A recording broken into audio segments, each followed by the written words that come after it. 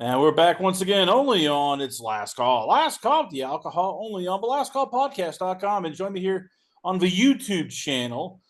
Well, we have a lot to go on. We got some UFC, we got WWE, we've got some new big news revolving NWA and their TV deal and everything. So when I want somebody who has variety of everything, and as Marcel says, I don't do friggin' fake pro wrestling, so I gotta get a guy who covers everything. And then some. I give you the man, the myth, the legend.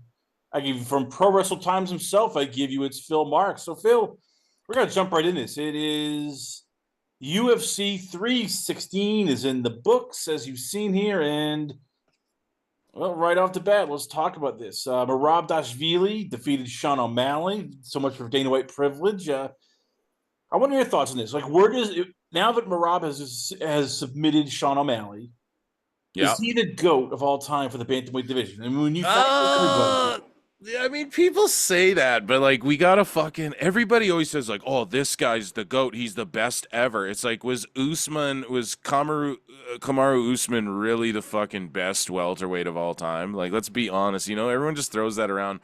Is Merab the best of all time? You got to boil it down this way. If Merab was in his prime and fucking Dominic Cruz was in his prime, who wins that fight? I choose Dominic Cruz fucking 9 out of 10 times. So I would say no, he's not the best of all time. Just as far as like stacking up skill for skill. But especially not after a submission win over O'Malley. He beat O'Malley easier than he did last time, and O'Malley just hasn't really improved. Like, let's be honest. He's been, maybe he's like a little bit better at takedown defense, and I'm not taking anything away from Merab. I actually really love Merab. And I love when he fights, he gets you amped and shit and he's crazy. But yeah, I don't think he's the best of all time. Not yet. I'm not saying that couldn't happen, but just skill wise, I don't know if that guy who fought O'Malley beats like a prime Dominic Cruz. You know what I'm saying? I disagree with him because think of it. Dominic was great for striking and Yeah. for having a gas tank. Yeah, and he could Merab has a wrestle. gas tank. Merab, and we saw that with the Usman Nurmagomedov fight. He basically turned up the last 3 rounds and just outworked and out hustled one of them Nurmagomedov. Habib's Right, but here's the He's- one thing though. If fucking, well, that's true. He did put work on Umar, right? But here's the thing though. If Dominic Cruz, well, I just put it this way: who has better take? I'm just looking at his last fight. So who has better takedown defense, Prime Cruz or Sugar right now? I would say probably Prime Cruz, man, and I would say he has better wrestling too than Sugar does. So I don't know. Just my opinion. I don't think we can call him the greatest of all time yet. Now, after a few more title defenses, there's a good shot. But Prime TJ Dillashaw versus Prime Merab, I just think Dillashaw gets the nod in that one. You know what I'm saying? I just think he's a better fighter. So let's start with Merab. Where do you? It's going to be Corey Sandhagen next. I know Dana's throwing out. Oh, we should do an Umar Nurmagomedov rematch. But who else is there? I mean, he's basically wiped out the division on his road to the bantamweight championship. So you almost look and go, well, all right, who else is there for Merab right now? Unless he wants to go up to 145. Like, is there anybody you favor against him at bantamweight? I mean, Sandhagen's the right guy. Let me just quickly pull up UFC bantamweight rankings really quick, just so I You can do take. that. Like I like Corey Sandhagen. Yeah. I don't know if he has the one punch power to really keep Merab off him. So, well, he has the one flying knee power though, right? Or he has like but if you miss on that, Merab Right. will take you down. Next thing you know, you're just getting mauled by a miniature little grizzly bear. It's right. No, you're absolutely right, and part of it too is like, can Sandhagen maybe bust him up with elbows and knees and that sort of thing? Sandhagen he can knock guys out. It's not like he can. But yeah, basically, I mean, you have Sugar, you got Peter Yan there, you have Song Yadong, Figueiredo, Marlon Chito Vera. I just don't really see anybody right now that matches up well with him. I think the guy who has the best shot of beating Merab, pardon me, right now is Corey Sandhagen. So the other names I'm looking at, I don't see any of these guys taking out Merab right now. Where does Sean O'Malley go from here? That's going to be a tough. If I'm him, I move up to 45 and I bulk up a bit and I maybe switch up camps. Not switch up camps, but like I don't want to shit on Tim Welch, right? But that's his first name, right? Tim? Yes. Tim Welch. Yeah, I don't want to shit on him. I love him. I really do. But he needs to expand. Like, Sean's not improving. He hit a ceiling. So there comes a point in every fighter's journey where they got to pack up. You got to move away. Like, think about it, Sean's like, I cut out weed. I cut out fapping. I cut out all this shit. And I got my life all just to fucking lose quicker than he did against Merab, who's like, I don't know. It's just... I don't know if Merab took the fight any more serious than the last one, you know? All I'm saying is this. O'Malley should move up in weight because I think he has the frame to bulk up a bit. And he should try his hand like O'Malley versus Volkanovski. Is that not a fight? O'Malley versus Holloway, right? O'Malley versus Yair. That's a fun fight. O'Malley versus Brian Ortega. O'Malley, if Aljo wants to throw down again, you know what I'm saying? He's at 45 now. They could do that rematch. Imagine like Jean Silva versus an O'Malley, right? Or a Josh Emmett. Like, these are all fucking bangers, you know, in my opinion. Striking battles, too, that fans want to see, right? Like, you put fucking Yair and O'Malley in there, and some magic might happen there, Chris. So I say go up to 45, man, and just put some meat on that frame. You know what I'm saying? I guess the other question you have to ask is, how good is Sean O'Malley? And it sounds weird when you say that, but you start looking at his record. You look at, his even like as what Marcel Dorff of MMA Oddsbreaker, pointed out. Okay, he beat Aljamain Sterling, Peter Yan. Yep. You could argue he probably should have lost to Peter Yan and then. Yep. Marlon Vera, and then he got basically whitewashed twice against Merab. So you do wonder, can he compete at 145? Or is this one of those guys that, hey, Dana loves him, he had the hair, the personality, and this might be as good as he is. Like, he really can't get better. And that's why I think he should go to 45, because at 35, who's left for him to fight, realistically?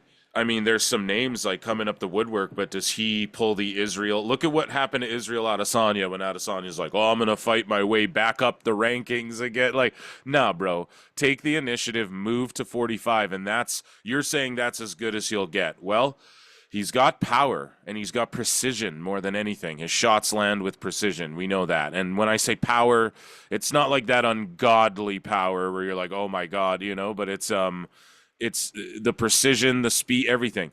Bring it up to 45 where you're a healthy weight. You don't have to suck down as much. I understand 35 might not even be hard for O'Malley, but then we'll see. Like, is that as good as he is? Well, we don't know. What if at 45 that knockout power is increased tenfold? We don't fucking know, man. And so that's why I say go there and challenge yourself, and then we'll see if he rises to the occasion or not. It's not going to hurt O'Malley, the UFC, or his bank account if he goes and has a quote-unquote super fight against Max Holloway or whatever, right? Like, if he goes there and has a number one contender match against Diego Lopez, that's not, like, going to hurt anybody's bank accounts. Or if he switches to 45 and they go, okay, because this era of UFC is really... I mean, Dana's just phoning it in, man. Let's be honest. But you get Volk versus fucking O'Malley for the title, like that. I mean, that'll do good business, and that'd be good for Volk, and I think that would sell pay-per-views, and maybe as a co-main or a main, and you stack a good card under it. And I think O'Malley has the chance now to show us how good he really is as champion. We already know what to expect, but now with him fighting weight class higher, we can really see how good he really, really is, and if that knockout power translates over, Lost in all of this was Patchy Mix. This was also lost in this card. Oh boy, yeah. And you heard him, before the fight, we were hearing from him like, hey, if I win, I'm getting a title shot. Like, that was sort of not promised but hinted. Well, he was the backup. Right. If someone fell out of that Merab fight, like Patchy was right there, and what's his name? Sorry, I'm going blank on who he fought. Mario Batista. But Batista, thank you. So Mario Batista or Patchy Mix would have been like, let's say let's say O'Malley got hurt again, because remember at Noche he says he like tore his labrum or whatever, but he couldn't back out because that's like millions of dollars worth of graphics and shit that they had to use for the sphere or whatever. So let's say O'Malley hurt himself again. Mix and Bautista were there to step in last minute in that title match. Or if Merab got hurt, then O'Malley would have an opponent there, and who wouldn't want to watch Patchy Mix versus O'Malley? However, yeah, dude, I know what you're getting at. Fucking Bautista. I mean, he looked good. He looked exactly as I expected him to be honest. He's getting better every fight.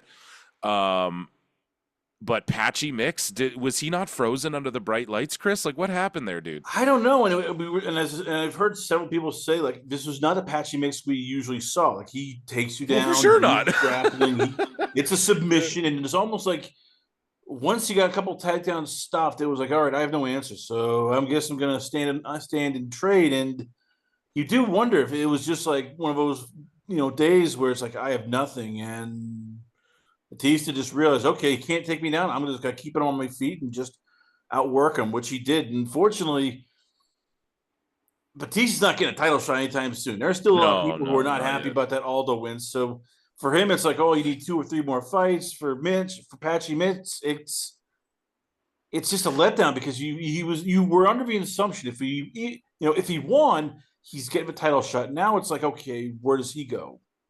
Well, but the thing with Bautista is he was like ranked number 10, I think, going into this fight. So, I mean, I think that's the best, like a ranked 10 to 15 maybe, or even like a 5 to 10 to test Patchy Mix when he comes in. I think that's the right way to do that, to see like, okay, where does he fall in the pecking order? I still maintain Patchy Mix is probably a top 15 bantamweight in the world. You know what I mean? Even after that performance, I think the bright lights got to him. And we've seen this happen. You take a guy like MVP, Michael Venom Page. Well, he rose to the occasion. But we've seen it, Michael Chandler, he rose to the occasion. We've seen a lot of guys who come in from other organizations, and it takes them a minute to, like, I bet Patchy Mix's next fight, I would hate to be the guy who fights him next. I think he's gonna come in there like, okay, I've been like ready, ready to go. That's only his second loss in his long career here. Now there is a talent gap between Bellator and UFC, especially in the later time there, where Patchy Mix was and we got Aaron Pico. He's at 25 or 35. He is also at 35. Oh boy. I'm excited for him, but again, we'll see how he performs too. But yeah, I just think it was the bright lights, and once he realized, I can't just take him down that easy. It's not going to be that easy. I think he froze up and he wasn't that confident. And I think it's just the whole pressure of I'm in the UFC now and this is way different and da-da-da-da. I think that we've seen that happen to multiple people.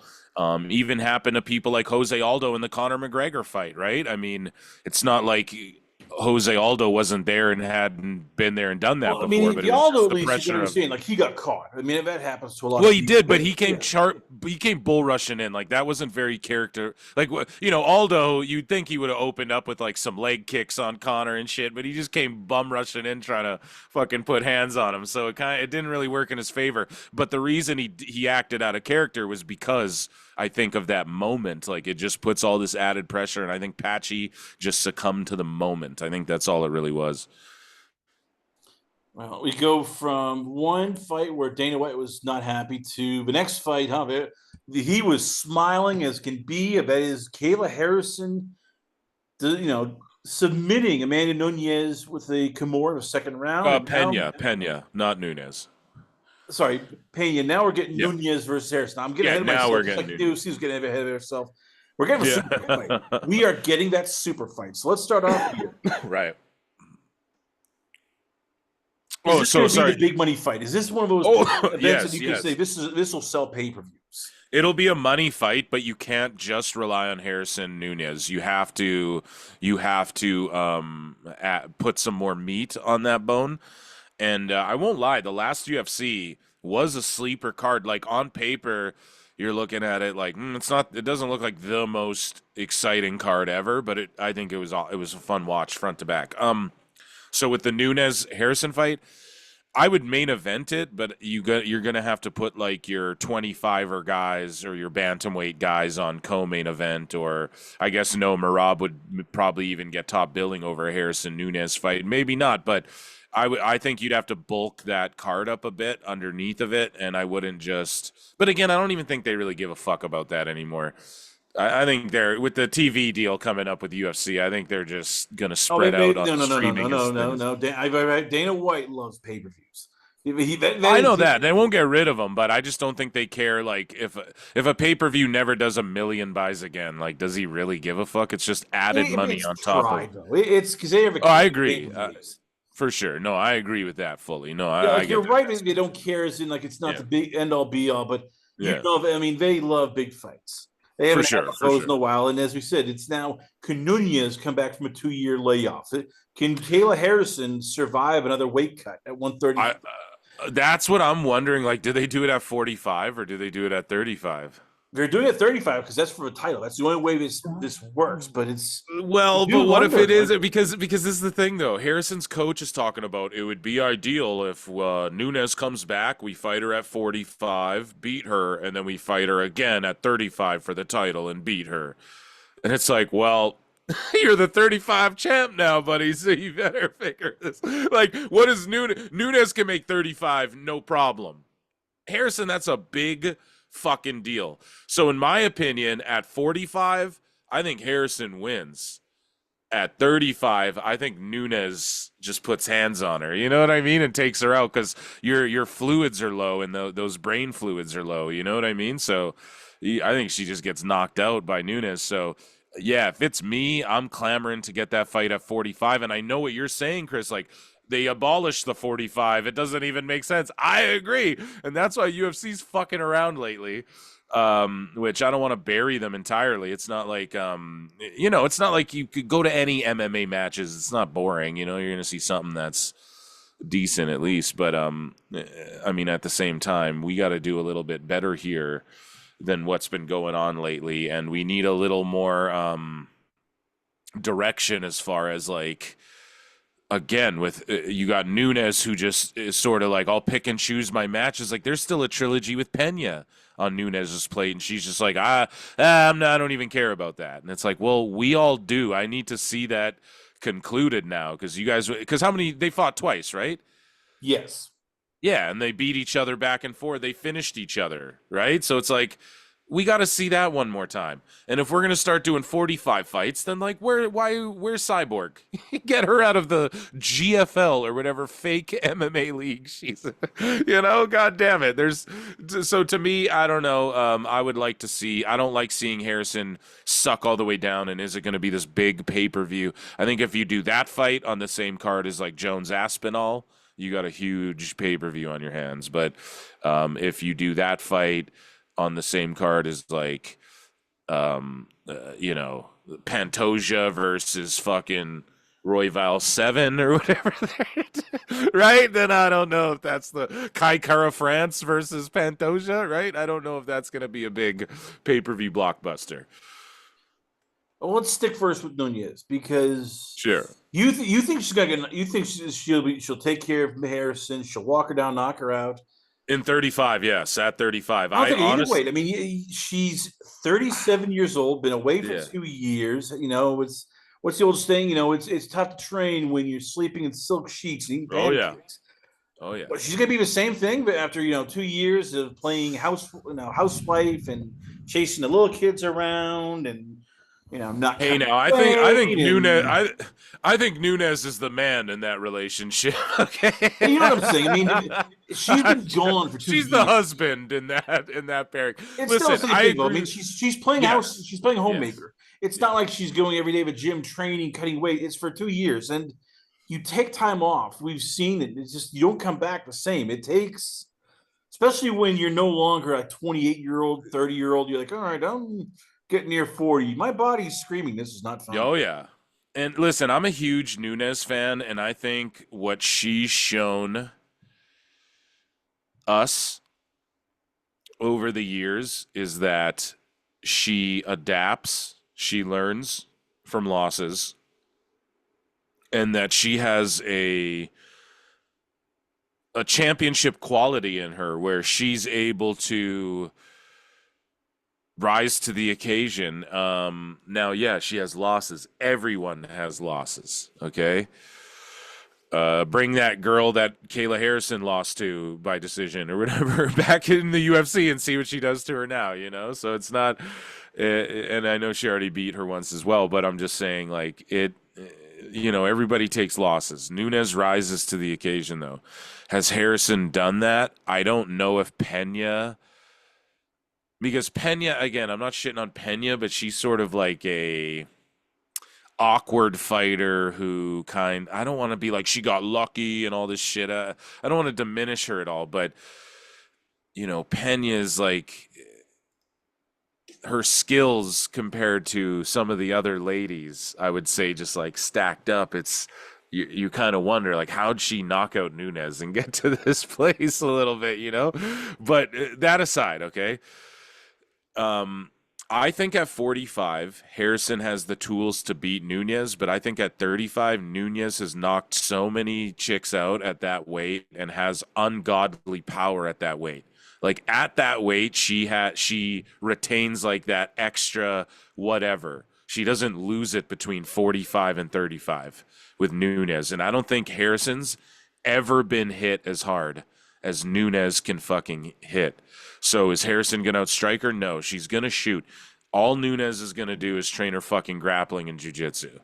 You know that. So to me, like Nunes, if she never trained how to box again, she'll fucking knock out 90% of the 35ers, So that's just my opinion on it. So maybe I'm completely off on that, but I think at 45, it's just the size. If Harrison can retain, imagine her not having to cut an extra 10, what she would have done to Pena. And Pena's talking about, we'll fight at featherweight. No, at 45, Harrison would have fucking thrown you in the air like a pizza, So I just think that extra fucking, and I know Nunes has knocked out Cyborg and shit, but I just think, I don't know, with that extra fucking 10 pounds, I don't know if anyone can stop Harrison. I really don't. I know some girl decisioned her in She lost to Larissa Pacheco, but Pacheco was a whole different animal at 155. I mean, she was and that's bigger, 55 though, and right, and that's what I'm trying to say. 55 is a whole other beast, right? Like Nunes at 55, and then also Harrison rematched her and won though, didn't she? At 55, she had beaten her before. She beat her before, and then the girl got a win. That's what I mean. Like every fighter takes an L, and she already beat that lady, and then that lady got her win back. Because really, what other fight was there for Harrison? That was the problem at the time. So it's like, okay, someone got her who fought her once already. I mean, if they fought again right now in the UFC at 45, let's say, I bet Harrison wins that fight again. So all I'm saying is this, and it wasn't like a landslide victory either. Like Harrison got beaten a decision, it was a majority, I believe, or unanimous rather, but it was a decision no less. So the greater point I'm making, we're getting off in the Harrison lore here, but she is a tremendous fighter. I think if I were to bet safe money though, 35 or 45, I'd probably just bet on Harrison if I had to put my money against it. But for some reason, my heart's telling me at a bantamweight with Harrison having to suck down again. Like, have you seen those pictures, bro? She looked fucking terrifying. I have, and you get the sense that this might be the win or lose, unless there's a rematch here. This might be it for both ladies, because if you're Harrison, possibly, it's like, okay, how much longer do I do this before my body shuts down physically? She struggled against against Pena trying to make the weight. She struggled against Holly Holm trying to make the weight. This isn't going to be easier. The more you go on, it's going to be tougher. So yeah, this could be the final time they fight. Unless, as I said, they make too much money in this that they got to do a rematch for even more money. But Chris, what do you think about this though? What do you think if the UFC brought a division, like brought back the featherweight division, okay? But and maybe you don't call it featherweight, but featherweight's 45 and above, right? So what if they brought back like the way heavyweights is 206 pounds to 265 is the limit? What if they made a division for women 145 to 165? And I know it's a 20-pound jump, but Jesus Christ, the men have a 60-pound jump in the heavyweight division. 6-0, okay? So I just don't. There's not enough depth. I mean, but wouldn't that increase, because then like a Pacheco or whoever could come over as well? Like you have could Gabby Garcia get down to fucking 165? I don't know, it's crazy, but likely not. But all I'm saying is, like, if you open that up, then that would maybe give more depth, and then you have someone like Harrison who doesn't have to destroy herself. Because listen, at bantamweight there's hardly the depth, bro. So what are we really even talking about? And then we have, I mean, at least at bantamweight you can field a roster of 15 women. Like, okay, we have a roster of 15. At featherweight, it was like, okay, well, let's look at it, bro. I mean, let's look at it right now. The bantamweight, it's like, okay, you got Pena, Pennington, Vieira, Dumont, Chiazon, Aldana, Perez, Bueno Silva. Like, bro, Yana Santos, Carol Rosa. By the time you get to 10, it's like, bro, what is this division? Already, that's bantamweight. So it's like, why not give the ladies a more open weight class where like a Harrison could float around and fight different opponents? And I just think that would be cool, and it would do better for UFC than having like these women's divisions. So you look at the flyweight division as well, that's 125. Silva, Fioro, Grasso, Blanchfield, Barber, Jasudavicius, Namajunas, Araujo, Andrade, Cortez, Maverick, Silva, Casey O'Neill, Wong Kong, Ariane De Silva. It's kind of like, what is, you have Shevchenko, who's like elite of the elite, and then at 15 you have Zhang Wei Li, and then after that it's like Janjaroba, Suarez, Yanan, Limos, Andrade, Mackenzie Dern, Hebus.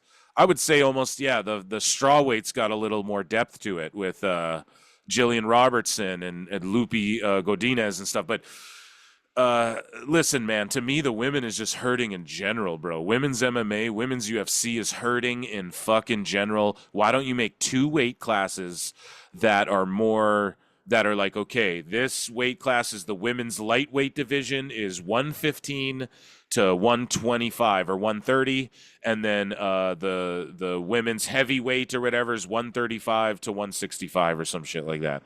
They could easily remarket it, rebrand it, repackage it, and I think it would just be better for all the ladies involved. Less belts, but we're done with the age of like 2-belt McGee. I'm gonna go fight for 4 belts now. We're done with all that. I don't want to see any of that. Dana shit after like 2 title defenses, you're fighting for other belts. Fuck all that, man. I miss the days of like Anderson Silva was the middleweight champ. He went and just took fights at 205, not even for the title. He probably could have smoked the champion at any time there, but he would just go take fights at 205. We need to get back to that, or else we need to minimize the titles, right? We either need some of these stars, quote unquote, to spread out, and just like Zhang Wei Li to be fighting in like fighting at 25 but defending her 15 belt, but I'll just take a 25 fight here and there, or we need to like lower the amount of divisions in UFC just in general, maybe even the men too. Maybe not the men, I think they got it down, but sorry, that was a rant, but that's my pitch. Well, let's go to something that's a little more easier to digest. Yes. And that is Canelo versus Crawford. Yep, the Saudis, Dana White, Nick Khan are presenting it on Netflix, not pay-per-view. Netflix. Money moves. We're finally getting a big super fight. Kind of maybe 3 or 4 years past his prime, but hey, we're getting it. So let's start off here with this. What should we expect? And as much as Dana White wants to say, hey, I'm saving boxing, I'm promoting this event, how much does this feel just sort of like, we're getting a cash grab? We're all getting a cash grab. The Saudis paying for it, and Netflix is going, yeah, we'll get in this, and it's going to be a fight that could kind of be a stinker. Well, I mean, I don't know. We'll see. We'll see when it happens, I suppose, right? I don't know what to say. Listen, um, Like I mean, I know that you're going okay. Hey, on one hand, this is a big super fight. It's got to be great. On the other mhm. hand, you're going, oh yeah, great. The last time we had a Netflix boxing match, it's like Right, exactly. It's like, yeah, froze we'll out on see, us. man. So And Canelo's gonna bring like insane eyeballs, so that's what it's like. We'll see. I bet the production will be better. It won't be so like TikTok-y, influency. You'll get an actual fight as well. It won't be some fake fucking sparring match. We know that. And so we'll see. I am curious to see if Netflix has worked out those, just what you said, those little glitchy hitches. That's really my only concern. Promoters are great. Dana White, he was like kicked off the promotion. And then Turkey Al Sheik or whatever was like, you're back on the promotion. What's going on with all that? well, they've joined forces because all of a Yeah. sudden because Nick Khan is involved. So if Nick Khan is there, he can smooth anything over, as we'll find out later on the show. So Nick is in there negotiating the deal, and then doing TKO boxing because hey, Dana White wants to take over boxing, and yes, he is now the official promoter of this event. Of course, Turk, but Sheik Turkey is footing the bill for everything here.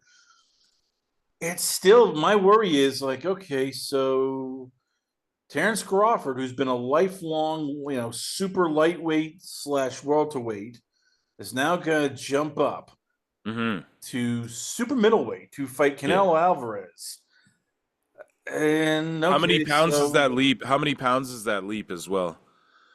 that's at least from his last fight, a 14-pound weight jump. Yeah, That doesn't yeah. even count So, how much Canelo is going to rehydrate after the weigh-in. So we're talking a guy who might walk around at about 156 against a guy who might be walking it around 178. So yeah, all right, well, yeah. I mean, yeah, we'll get a finish. It'll be exciting though for what it is. Either we'll get a highlight or we'll just get a master class, essentially, in my opinion. But yeah, it's going to be interesting to see how Netflix holds up, And as far as like, well, what you just said, the weight discrepancy there. So, I mean, yeah, we've seen it. It wouldn't. I mean, you have a chance to shock the world, buddy. But yeah, I think we'll just see a finish, and that'll be that.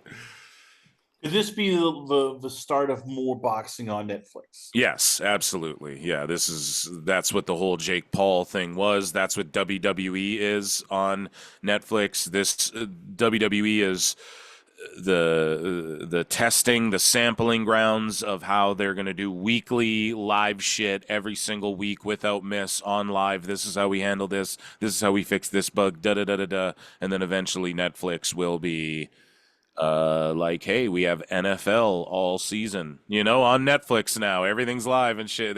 They're just working towards that, and WWE's always the and fighting in a way, in a sense, right? Is always the like Vince McMahon was on the forefront of closed circuit and then pay-per-view and then weekly episodic live television, right? So pro wrestling's always on the forefront of like cable networks and all this shit, like testing this stuff out. And fighting, if you think about it, right? Inoki, Ali, and all that stuff. So yeah, I would just say yes. This is clearly this is more boxing. I mean, the Jake Paul thing was a big test for them as well. Like, how would we handle this and promote this and etc. So I hope they do a better job.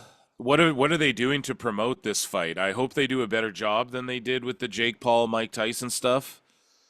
Personally, like as far as promoting the like on actual Netflix, you have the chance to make like a docu series and all this stuff, so you could do all that. The new you could Netflix could be the home of the new like Face to Face or Embedded or like those shows, third where they square off and shit. You know what I'm saying? And they highlight both fighters. UFC still does them. The Countdown show or whatever the fuck it's called. Netflix could be the new like HBO of that, the new Showtime of that. They could be on the forefront of all of that. And yeah, WWE is there working out the kinks, and we're gonna get tons more live shit on Netflix. Tons more, man. Comedy specials, roasts, wrestling, fights, uh, MMA. Netflix is gonna bid for UFC. Come on, like I bet we'll get, even if they walk away with, okay, we get 4 big, huge international fights a year or something like that are exclusive to Netflix. They're going to walk away with some piece of that UFC pie. So, yes, more live entertainment on Netflix just in general. Let's lead to something you said earlier about, I mentioned it here. When Nick Khan comes in here when he needs to smooth deals over, make things happen. Well, when he made this happen, we thought he was gone. He announced he was gone. WWE said he was gone, and then he's back once again. That's right. R-Truth, now known as Ron Killings, made his return to Money in the Bank. Beat up John Cena, helped Cody win the event you were marking out, and as Triple H said, this is all part of a plan. To which, Ron's son basically said, I quote, "Stop lying." So what are we to believe? Is it a work? Is it a shoot? Did Triple H basically get, reversed and Nick Khan had to save the whole thing? What the hell is going on here, and how did we get to this point? I don't know. What? How do you think we got here? Well, WWE wanted to cut salary, and they did, and then all of a sudden it seems like WWE Universe, the wrestlers, Road Dogg, all basically went ballistic. We want truth chants everywhere, it seems. The NXT, WWE, TNA, even they didn't even fire a guy, and they just got so. I can't believe I'm saying this here. The WWE got bullied by the fans to bring back a guy that everybody said, "Oh, he's just a comedy wrestler." How did this happen, Phil? You have your hand on the pulse. You know what's going on here. How the hell did this all happen? Well, man, what specifically? Like the truth stuff, or just like releases overall, or The true stuff. Like, what is it about? I mean, what you see? listen. Like, why is he such a big deal? That when they released him, it was like, hell no, we won't go. And they literally, put so much pressure that they could not ignore him. Well, I mean, he's beloved, man. He's been with the company for like 20 years. A bunch of people were like mad that he was getting booked in the first place against John Cena, and then they switched their tune right away when he got released and shit. So the IWC and the internet wrestling community, for those of you who don't know, they're just mentally ill. They're just like mentally ill people for the most part. It's just really the truth of the matter. And at the end of the day, whether this is a work or a shoot, or whether his contract expired or not, like none of that matters. What matters is that truth is back, and he's working everybody now, and he's working it into kayfabe. And WWE, what they're doing brilliantly this past Raw, they did this as well. CM Punk is forced to chase Cena to Saudi Arabia.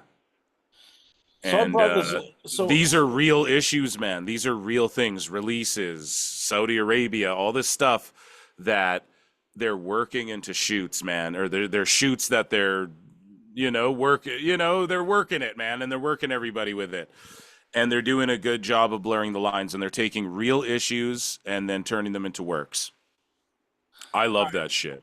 So let's play devil's advocate. I think it was a mistake bringing it back because it sets a bad precedent. But should they just, if you're WWE, you just go, hey, look, we brought him back because we listened to the fans. You actually made your voices heard, and we care about what the fans think. Like, people say I'm crazy because, you can't give it to the fans. But you would already give it in by bringing him back, even though, as you said, you blame the IWC. This is bigger than the IWC. You mean we heard live, we want truth chants. That's not the IWC. That's people in general going, we want him back. We want him back. Just hijacking shows. Unless it was Cena or Punk, they would chant that everywhere. why, if you're Triple H, why not just admit, hey, you know what? Okay, you guys won. We're listening to the people.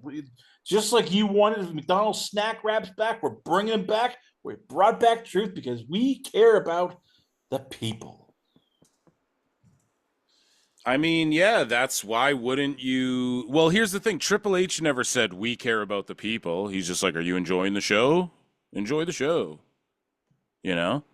So, Like he can't admit. That's my problem. Is he can't just admit, like, okay, yes, we released them, and we brought them back. Yes, but but hey, we had maybe a change of heart. Maybe we listened to the people. Just admit it. Just say, hey, I am listening to the people. I, Triple H, am a man of the people. Like Phil Marks is a man of the people. If the fans say, Phil, you stop picking on, let's say, whoever it is, even Dave Meltzer, you go, I'm listening to the people. I will stop because I care about the people. Why couldn't Triple H do that? well, why would he? Because I don't think that was part of it. I think that's Truth's job to come out and go, I'm for the people and all this shit, and to lean into the fact that no, I was released or did have my shit expire, but then they brought me back. You know what I'm saying? Like that's Truth's job to get the people behind him, not Triple H necessarily. And yeah, I think with Triple H, there's a bit of ego there, where because I believe like the sheets and shit that his contract did expire for real, and then they quickly renegotiated something last minute when they saw online, backlash and stuff. I believe that, and why do I believe that? Because Truth came out and was like, no work. And now he's a wrestler. He's a carny wrestler. Could he be just working us all right now still? Yeah, for sure. That's a possibility.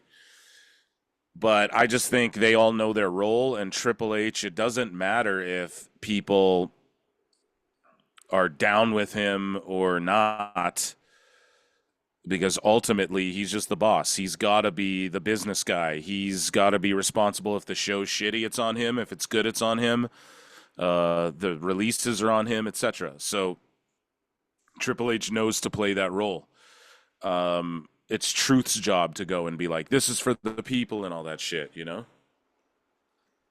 So where do we go with our Truth now? Or sorry, Ron Killings, as he's going back. Because as he said, he wants to be more serious, which it's a risk because for years he's been if you didn't watch TNA, you only known him at WWE as, hey, he's the goofy guy who gets dates mixed up, people's names mixed up, years mixed up, even events mixed up. And now all of a sudden it's like, no, I want to be taken more seriously. I mean, some people can pull it off like a Robin Williams. They can go from comedy to drama and you go, hey, that's perfect. Can they do that with Ron Killings? And at the end of the day, a 53-year-old guy who's been a mid-carder for most of the latter half of his career, like, where do you put him? Where do I put who? Sorry. Ron Killings. Like, yeah, I mean, well, you put him where he's at. You put him where he's at. Retirement match, career versus title, Cena versus Truth, right where he's at. You know what I mean? Exactly what they're doing with him. That's where you put him. This isn't a long-term thing. He's 53. He'll be signed to what? He's 55, and then he could even be on per appearance. No one's talking about this. TNA did per appearance really successfully and is currently doing it. A lot of these veterans and some of these guys, and it's working out for them, man. So Truth could even be like on a per appearance fucking thing right now, and it could just be like however many shows they have planned from now until whatever his planned retirement is. I would go career versus title, Cena versus Truth. Cena pins Truth, defends the title, and then Truth is forced to retire, because a lot of people were crying too about how Truth ended his career, but like the first time. But you were basically used as like a comedy job guy, and then you end your career laying down at this big event for John Cena, who's the WWE champion. I mean, that's any fucking wrestler. That would be a dream way to go out, So I think they should just do it right, market it, career versus title. Also, the Money in the Bank. Seth Rollins is your Money in the Bank winner. Naomi is your female Money in the Bank winner. And of course, we had the Fireball ladder. So the TKO is already putting everything. They're putting logos on stuff. Hell, they'll put a logo on Phil Marks if Phil Marks agrees to the right price. He's negotiating people. but he will even have a logo on his show if the price is right. So we'll start off here. Was this a good show? Did the right people get the briefcases? Should WB have been a little bit more bolder and go, hey, you know what? Let's get wild and crazy. Let's give LA Knight the briefcase, or let's give Penta the briefcase, or hey, you know what? Let's even give Roxanne Perez the briefcase. Yeah, I mean, fuck. Well, so what are you saying with Roxanne? Because she's in the Queen of the Ring. Should they, instead of going with the Oh, safe should route, they have given it to her? yeah, Sorry, should man. they give Sorry, it I'm not. to her and LA Knight? I mean, I know this is the safe route; it's perfect. Right. Seth will, cash in. He'll start taking over. But if you're WWE, should you have, and having some, play time, some stuff you can try while you're retooling? It seems. Should this have been a moment where it's like, hey, you know what? We're gonna get a little bit wild and crazy here. Well, I mean, when it comes to LA Knight, I would have liked to see him win the case. I think Seth Rollins, I think his story has been so bad and stupid since WrestleMania. I think that they got Bronson Reed and JC Mateo backwards as well with these factions. I think during the Money in the Bank match, they fucked up by having these two heel factions like fighting each other just so that Jacob could take out Solo. It's almost like Jacob could have did that any other time. Although the moment was great, the crowd did pop for it. I like how they did it and everything, but it was just a matter of like everyone's just laying around. I feel like it took away from the match. Seth winning, I just thought that was all bad. So just from like a booking, creative, personal level, yeah, I can get into that if you want. I've said it ad nauseum on my show, Pro Wrestle Times live show and podcast, but Seth Rollins, his story since Mania is like he gets Paul Heyman to side with him, and he beats Roman and Punk, and he's not the number one contender, and Paul Heyman can't go finagle him a fucking title match. So he gets into this triple threat match where he maybe will win, and he puts together this faction, right? Went with one guy, Bronson, who destroyed fucking Seth, and they were like, oh, because he destroyed me so badly, he knew he needed him on his team and shit. It's like, no, bro. You could have brought Cobb in to be like, dude, I need people who aren't influenced by the bloodline and Punk and all these blah, blah, blah, I had to go outside the WWE. That would have made way more sense. And so Seth puts together this faction. He does this triple threat match to maybe get in the Money in the Bank match so that he can maybe win the briefcase and then maybe successfully cash it in down the line. I fucking hate that. I got to be perfectly honest. I hate that shit. And maybe LA Knight should have won. As far as the women, Naomi winning is who I predicted. I think that's the right move, and I think she's not going to be wrestling. I think this might be like her last WrestleMania as far as like a full-time run into a Mania. She's 37. She's expressed that she wants to have a bunch of kids and that she doesn't have a lot of time left. Also, the Usos have made ungodly amounts of money in the last few years, and so, they don't have a lot of time left either. Roman as well. He's done in the next like year or two. Shout out Husey, who came on my show like a long time ago and said that, and everyone got mad at him, and here we are. And Roman might not even re-sign with WWE. And so when it comes to Naomi, that is the right move over Roxanne or anybody because she's on this heel run. It's working. She's running with the ball. She's carrying the ball. And she's cutting great promos, doing great character work, telling great stories. And this Money in the Bank, I could see her cashing in, winning the title, carrying it to Mania, and then dropping it to Jade at WrestleMania, where we crown Jade. Or even, let's say Naomi cashes in, wins it, Jade wins Queen of the Ring, and then she gets the title shot, takes it off Naomi. I just don't see Naomi going past this next WrestleMania full time. I got to be honest. We say that, and then all of a sudden it's like they hit their peak. Like I know you. I agree. But, there is a good chance that Naomi might be gone. I could also see her going another 2 or 3 years because it's like she's been reborn. She finally has gotten the heel turn, but she's been desperately wanting. She over the last, I'd say, year and a half since she came since she went to TNA, then came to WWE. She's been treated almost more like, hey, she's a big star. She is somebody that we've not taken, taken, I guess, took for granted and not realized how lucky we to have her. So I can see her, especially with the way that WWE is now, where you're not wrestling house shows, you're not wrestling 4 or 5 times a week, maybe it's just like one or two. She could go another 3 years and still be like, "Hey, I'm here. I'm good. I'm getting paid. I'm getting endorsements, and hey, the people love me. They love Naomi, even though she's a heel. People are like, hey, we want you to turn babyface again because you're just so damn good." Yeah, well, yeah. I mean, I just think.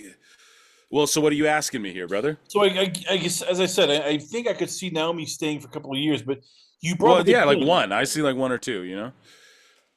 It is, the booking I think has to be better. So how would you book it, and how tough is it now Yeah. trying to figure out when you don't? I can't see Seth cashing in on Cody so quickly because they want to do Cody Punk at WrestleMania. Do you cash? Does Seth cash in on Gunther, who just now won it from Jey Uso? Like, it's almost like every time we think we have an answer, it's like, okay, well, they went back to something that seems to gum up the works, and oh, great, we're gonna have Seth carry around a Money in the Bank briefcase maybe for longer than we expected. Like, how would you have booked Uso, Gunther, and Seth with the briefcase?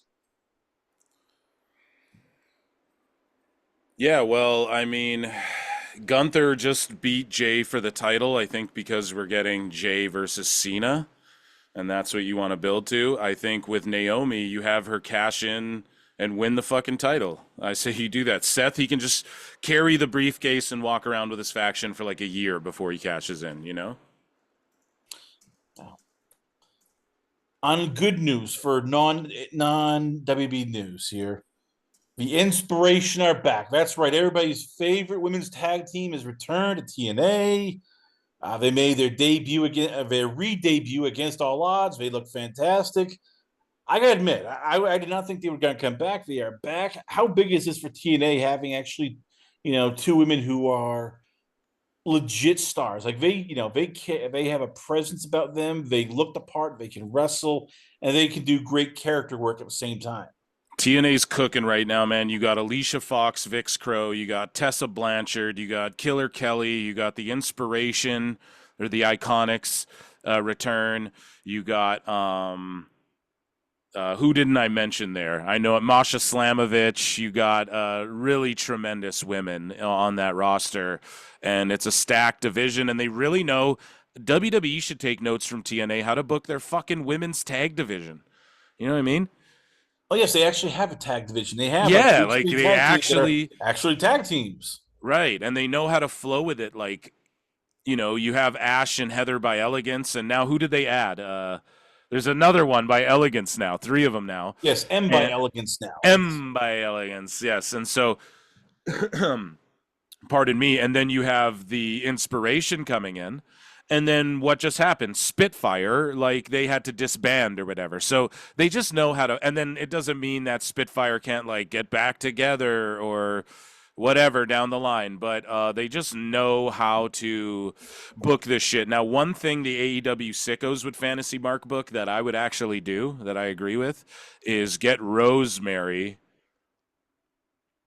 sign Abaddon and put her with Rosemary and like get her over and that whole look and that whole gimmick, and then you have a tag team right there. They were sort of doing Wendy Chu and Rosemary for a minute, maybe all three of them, but Abaddon, yeah, she is currently a free agent.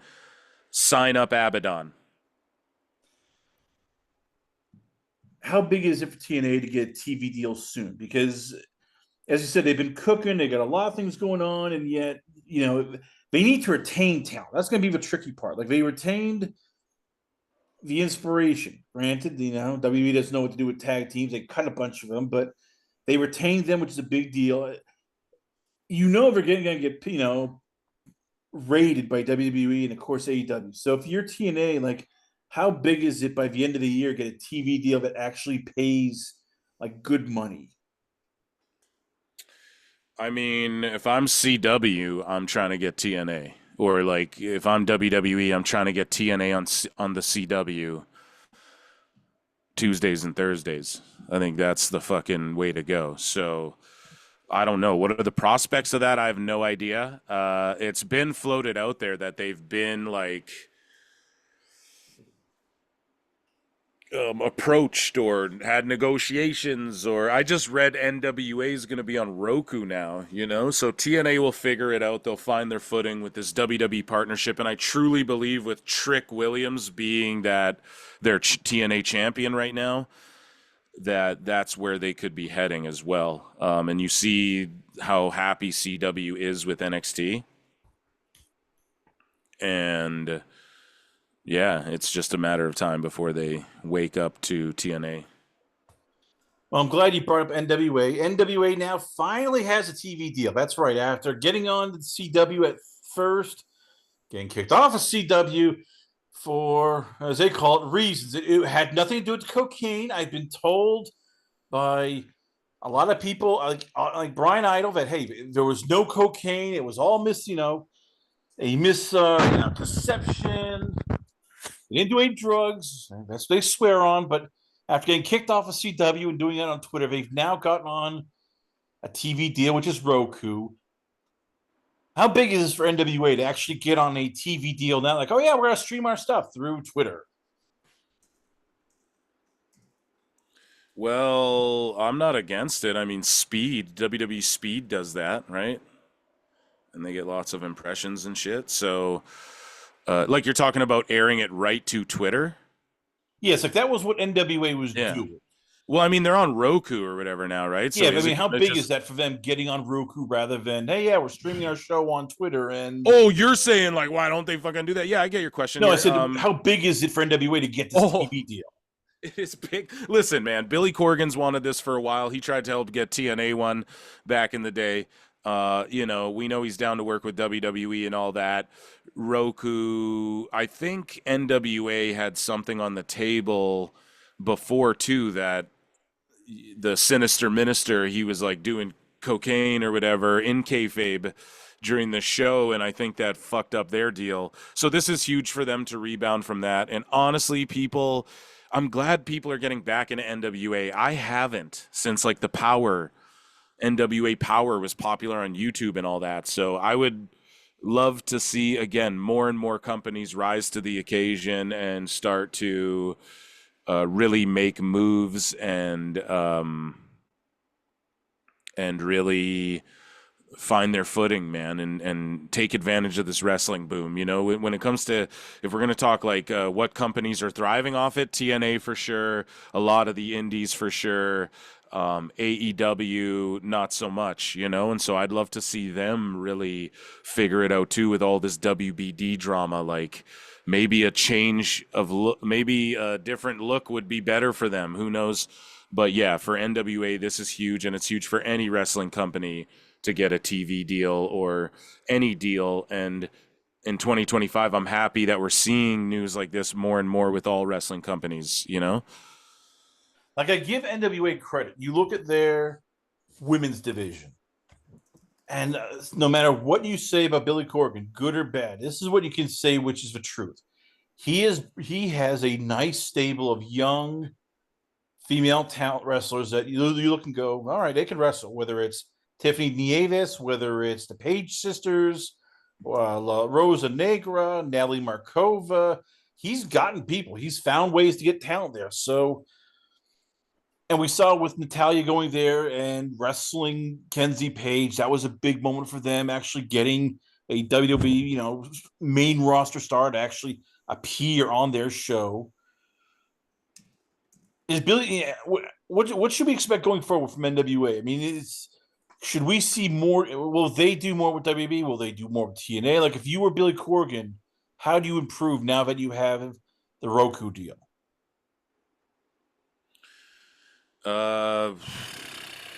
It's Roku or it's two? Oh yeah, it's Roku. I was like, wait, isn't it channel? Tubi Yes. or whatever the fuck? Yeah, it's the Roku channel. That's awesome. So like, what should Billy Corgan do? Like, what do you ask? If you're Billy Corgan now, do you start trying to bring yes, more, cross promotional stuff with other promotions for sure, to freshen stuff up? Yeah, you try and get that Natty Gail Kim match to happen somehow. They were so close. Gail Kim was going to guest ref that Natty Kenzie Page match, and I was like, man, if Kenzie Page gets the win, but then it spins into Natty like slapping Gail Kim or something, and then they have a match in NWA, that would be so big for them, you know. But we just narrowly missed that because Gail Kim got ill actually and couldn't ref the match. So, yeah, I would just try and do more crossovers. But if I'm Billy Corgan, I'm not. If I'm any of these wrestling companies, unless there's like a monetary value or you're working closely. I mean, TNA, if it's like, okay, exclusively working with WWE but not AEW, okay, it makes sense, right? Like they're getting tons of their talent all the time.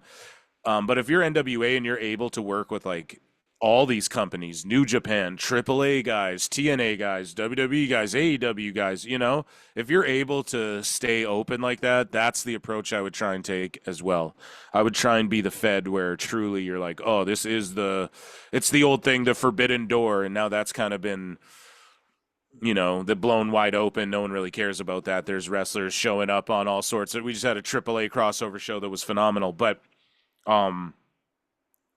I would just try and be an open door and not so much like we want to be developmental for any specific company. You know, you don't need to do that. WWE's got enough of that, so that's not the play anymore, right? They'll come find you now if they want you to be partnered with them or whatever, right? So we know that from their actions lately. So my play would just be an open door and just try and showcase the best wrestling. And I'd really just focus on my core guys, though. So, for instance, when Natty came in and lost to Kenzie Page, that's the right thing to do.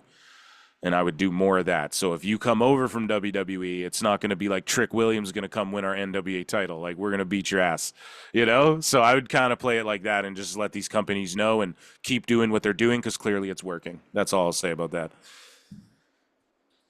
Finally, we end with AEW, and yes, again, they seem to be in trouble here. Mina Shirakawa came down in their sort of re-debut as an AEW official star, and she came with new music. Then all of a sudden, the music disappeared, went back to her old music, and Tony Khan blamed it on the sickos. He blamed it on the fans, said, hey, they didn't like it. So I went back to the old music, and we thought that was done. Now we Right. found out, no, that music was pirated. The guy Yeah, I called guess it was like legal. He said, hey, he stole my song. Legal said, hey, kill this. And now, as you pointed out, they are going after the guy who had his song stolen. So what the hell's going on in AEW? It's almost like they can't help themselves. They find ways to just get in the news for sort of screwing up. I mean, listen, man. The song thing, yeah, it's just so funny how the dirt sheets do this thing where the ratings come out for AW and they go, oh, it's these ratings plus max. But like the Netflix ratings come out and nobody goes, and it's the Netflix rather, the NXT ratings come out and nobody goes, the Netflix ratings though are like worldwide are added on top of this. And when AEW moves a show, they go, oh, they moved a show. And then when NXT moves a show, they go, oh, they canceled a show. And it's the same thing with this. Oh, this Abaddon's contract is not renewed. R-Truth was fired and released. Now, I'll give you this. R-Truth did use the word released himself. But it's just this double standard of how the media, like, approaches this stuff. And so with this music thing, it got flipped into Tony Khan listens to the fans. Meanwhile, he changed the song because it got lifted.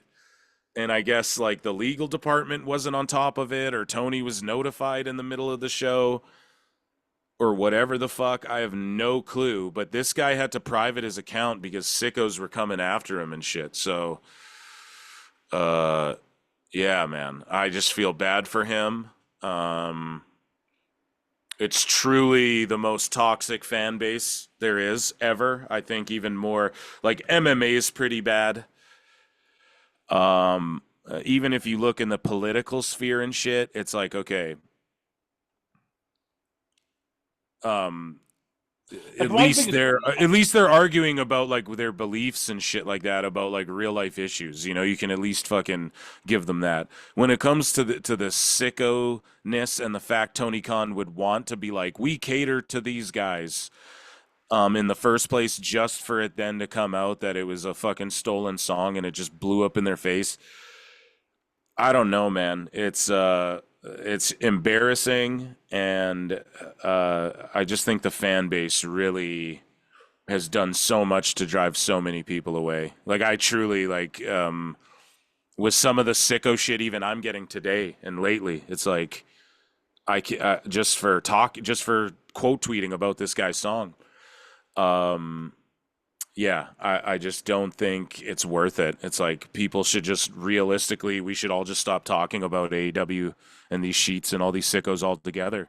And then what? You know, just let them have their thing over there. I mean, it'll be in gymnasiums in no time. Realistically, it's people who are critical like myself and you, and who you know, bring more interest into AEW, and all the buzz for AEW lately has been negative. All of the buzz. There's been absolutely zero buzz. And any of it's just been negative, whether it's the WBD talk, BJ Bethel's numbers being completely fake, TNA doing well, and then this song being stolen. The internet wrestling community, AEW wrestling community are absolute fucking melting down. And I don't know. It's just not Tony continuously, whether he listened to them or not, and it was the legal thing or not, whether he actually listened to what they said or whatever to the fans and changed it, or whether he was made privy to the knowledge that it was like a legal matter or whatever or not. Doesn't matter. He just showed that he wants to cater to these folks, and he should not be. Those sickos are already there. A lot of them don't even care. A lot of them don't even give a shit about AEW. They don't buy the pay-per-views, but they're gonna fucking cry about someone's theme song. Grown-ass men, so they can fucking dance to it with Mina in their living room. Like, I don't know, man. You just got to let some things go. And we all have to admit that Tony's been catering to the wrong audience for a long ass time, regardless if that was a real stolen song or not. Okay, that's the greater picture. I was gonna say, just the stolen song thing is bad enough. I mean, it's now 5 years we're into AEW. You figure after 5 years, Tony would understand, like, okay, I need copyright permission. I need to make sure that the contracts are in order. Like, this is something like a guy who just is starting his first ever promotion. His first week goes, yeah, I'll take the song. Oh, you have permission? It's on his napkin? Fine. And then you find out, no, it's not. Like, how does he keep doing this? How does he keep making like rookie mistake after rookie mistake, even after 5 friggin' years? After you figure after year 3, like, okay, I understand. I won't do the same thing. Nope. This guy he just doubles down, it seems, on making the dumbest mistakes possible. Well, as far as like Tony Khan making mistakes, I just think that he doesn't know what he's doing, man. I talked about this on my show yesterday. He's a guy who sort of bought his place in history of pro wrestling. That's all it is. He sort of just artificially inserted himself with his money into the conversation of Vince McMahon's and Eric Bischoff's and shit, because that was his dream, and he's a rich kid, and rich people who grow up the way he did, man, they don't understand. They can't relate to normal people. They don't relate to reality. You know what I mean? Like the real world shit. And he doesn't know, like, he didn't work his way to earn any of this. He just bought his way into the history books. And so people who do that, this isn't the first time either that a billionaire has let money get to or a nepotist kid was out of touch with reality and fucking, you know, grew up with a silver spoon in their mouth and then completely fucked something up or got into an industry that they're over their head in. It's not like this is the first time billionaires have been out of touch and not known what fans and people really want and not known how to cater to the masses. I mean, look at WBD, for instance, right? Look at some of these fucking bigwigs who are who don't even know how to make fucking PDF files, and yet they're in charge of like what the people want, pal, and shit. This wouldn't be the first time. So the fact that people don't apply that to Tony Khan, like it couldn't be true to him, is so silly, and that's why he's in the situation he's in. No one's really telling him, boss, you cannot be the creative lead of this shit. You have to go book Ring of Honor. If I was Tony Khan, this is what I would have did. Created AEW, and then I would have bought Ring of Honor, and then if I'm Tony Khan and I want to book and do creative television and all that, I book Ring of Honor for 5 to 10 years and get all those reps under my belt. And if it's a bad show, okay, no one's really got Honor Club, and I'm just working out, I'm figuring out how to do this. And I'm doing what I want to do and doing my Uber Mark indie shit. And then AEW, I would have just let more competent people take control and like actually push it in the right direction. That's what I would have did. Now, it's his money. I'm never going to tell someone what to do with their fucking life or whatever. But ultimately, yeah, the mistakes are just because he is not a creative person, which is fine. He doesn't really understand what it takes to be successful in wrestling. And what I mean by that is All In doesn't happen unless he artificially put him, like, listen, man, he bought his way in and just started booking this company. And really think about it. Cody Rhodes left, and at the beginning there was a bunch of people putting in their ideas, and then they sort of lost track because they were all going in different directions. So Tony said, I'm taking it all over. And then since then, it's just gone downhill.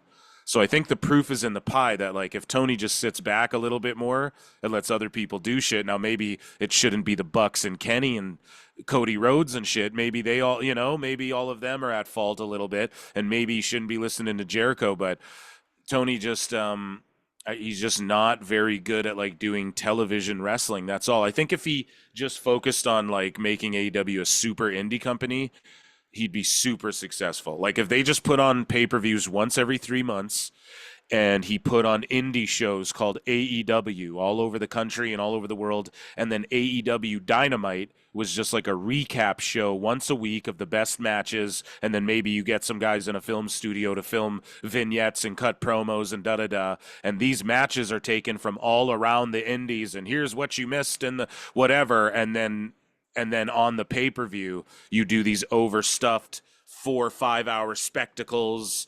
I think it would be way more successful, and he'd be way happier, and everyone would be happier, I really do.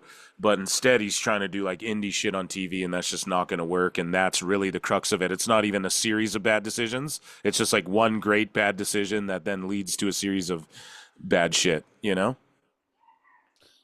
there you have it, ladies and gentlemen. He'll tell you how he sees it.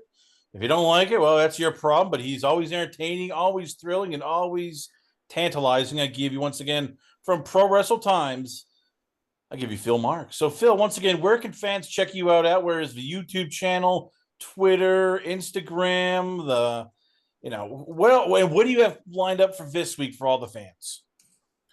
So, dude, I go live Wednesdays and Saturdays on youtube.com/at Pro Wrestle Clips. I host Pro Wrestle Times live show. I also host Pro Wrestle Times podcast that I record once every week or 2 weeks. It just depends, usually 2 weeks, but sometimes I crank them out quicker than that. And I also host Pro Wrestle Times members only show. If you become a member or a patron of my patreon.com/Pro Wrestle Times, or a member of my YouTube channel, you get access to a bonus show every Monday.